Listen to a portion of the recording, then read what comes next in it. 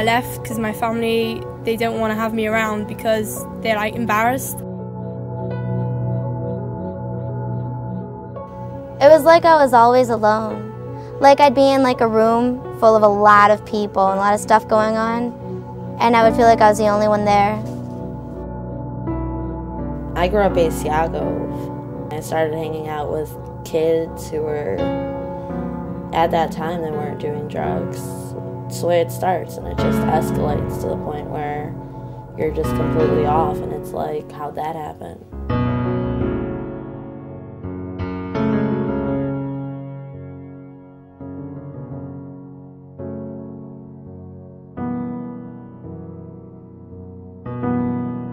We started playing this little battling game of what do I know that you're into, and checking out and calling teachers and principals, and I'm concerned, and who's she friends with and what's she doing. The primary struggle began because of a sense of worthlessness, a sense of I'm not important, and then comes all the acting out behavior to find meaning, to find some happiness in life. Like I was different and unhappy, and when I was like 13, my parents finally caught on, and ever since I've moved from one therapy to another, trying to figure myself out. I had all these theories of why like the best thing for me would just be to, die and put myself in dangerous situations because I didn't have the guts to do it myself. I attempted suicide, I was on drugs, I used to dose heavily all the time. The older I got, the more attention-seeking I became. When a person has needs that aren't met, they're in pain. That pain will cause them to then go ahead and attempt to do some behavior that will make them feel good, even if it's momentary. Right?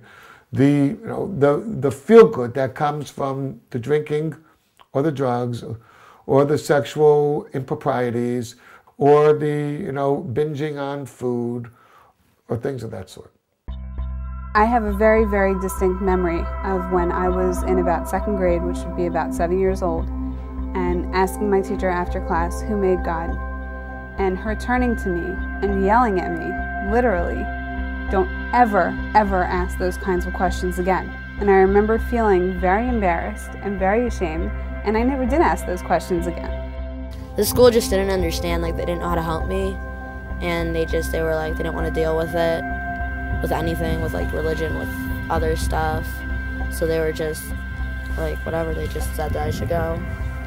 I couldn't ask any questions, and anytime I wanted to know anything, I was told, oh, that's called being not religious, and I was kind of like, oh no, you can't talk about those kind of things. And I said, being religious doesn't mean not answering, things I want to know about.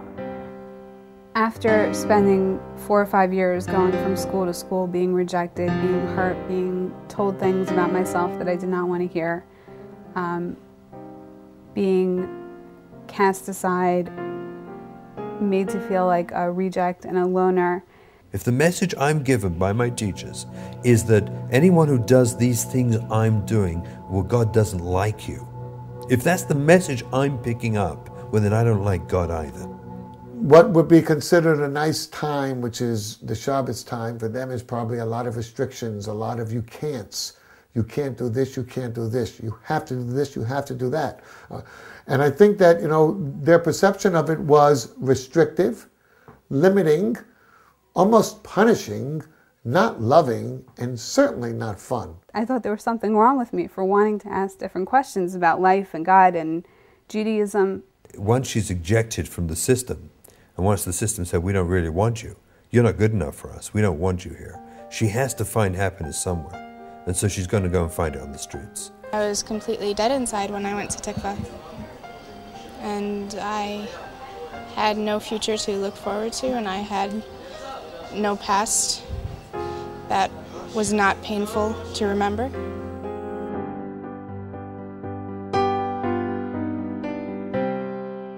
It's as if the child is groping in the dark without the support and help they need to develop healthy tools, so they'll just use any tool they have.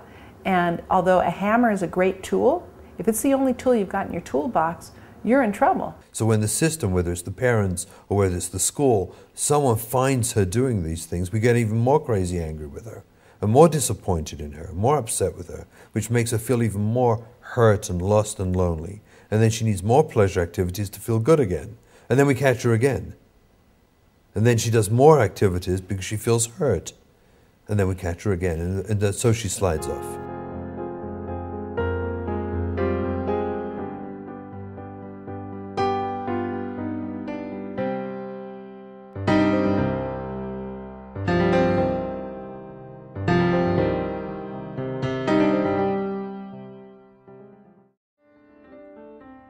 She said, I want to go to Tikva. That was the first time that she wanted to go somewhere, and the reason was for help. Until then, nobody could help her. It wasn't so much a problem with out there, it was a problem with inside of me. And I wasn't really in touch with that when I got to Tikva, but I definitely knew that I was coming because I just didn't know what to do with my life. And nowhere else really wanted me. I felt I let down my guard, and I let go of a formula that I had accepted as part of how the system works. And I started asking the girls, what do you need? I came to Tikva, and you can discuss anything you need to discuss, and nobody's going to say, oh, well, that's not being religious and whatever else. And to come to Tikva and meet rabbis and very religious women and people who just love Yiddishkeit and at the same time love us, I mean, it shows us a whole new side and a whole new world. The original Tikva girls taught us is they needed a program that was 80 to 90% why should I do this, so that I could find meaning in it, and then the little bits I'm missing in the what, then please teach me that too. One day, my colleague Yona Pollack called me very excited, and he said, Hani, there's a name for what we're doing. And I said, Yona, what are you talking about? And he said, there's a name for what we've been doing all these years. And I said, well, what's that? And he said, it's called choice theory. You can't really get anything out of therapy if you don't want to be there. You have to want to get better and want to get help. For the first time, no one was telling me, you're not allowed to do this, or you're not allowed to do that. I was the one making those decisions. I was deciding, this isn't healthy for me anymore. This isn't something that I want to do. And I was making the decision to stop. That's when the program starts.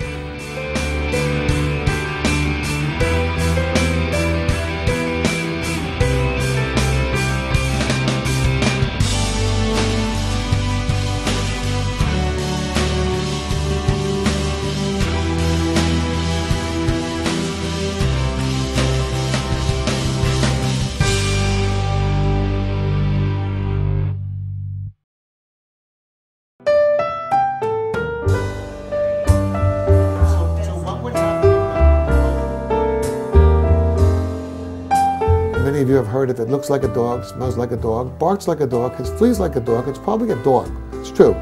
So what's that got to do with therapy? Well, if you're in a room with 7 other people, and every one of them is telling you the same exact thing about yourself, chances are it's probably true. They suddenly realize that, you think you can lie here, you can't lie here. Your friends know, they know the truth.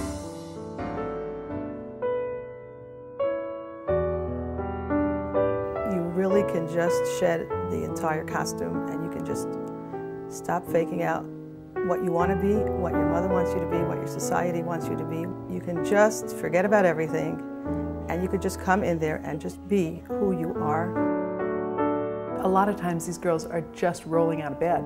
So they come down with their coffee and their cereal, and it's not like any traditional